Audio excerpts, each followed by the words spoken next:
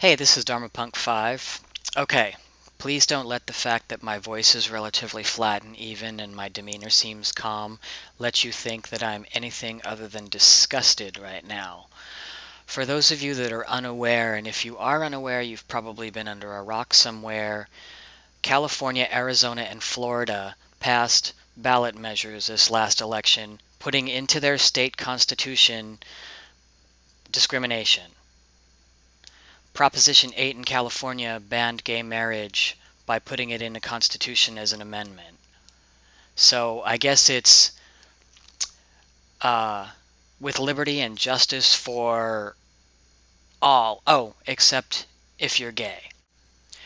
And let's talk about marriage for a second, since you're so keen on preserving this sanctity. Let's see. When we look at the marriage customs of our ancestors, we discover several striking facts. For example, for the most of Western history, marriage was not a mere personal matter concerning only husband and wife, but rather a business of their two families, which brought them together. Most marriages, therefore, were arranged. Moreover, the wife usually had much fewer rights than her husband and was expected to be subservient to him. To a considerable extent, marriage was also an economic arrangement. There was little room for romantic love, and even simple affection was not considered essential. Procreation and cooperation were the main marital duties. Okay? That's marriage. I posted a link over here where I got the information from. It's from the Magnus Hirschfeld Archive for Sexology, and it's from the History of Marriage in Western Civilization. I suggest you take a read. Furthermore, if you ever notice during the marriage ceremony, if it's performed in a church or performed by a priest, at the very end of the ceremony, before he announces the person as husband and wife, they say, "By the power vested in me by the state." Marriage is a civil contract. It has nothing to do with the churches. But hey, that didn't stop the Mormon Church in Utah from spending thousands of dollars to get Proposition 8 passed. So congratulations, California. You let Utah tell you what to do. California just does not deserve the liberal status that it has as far as reputation.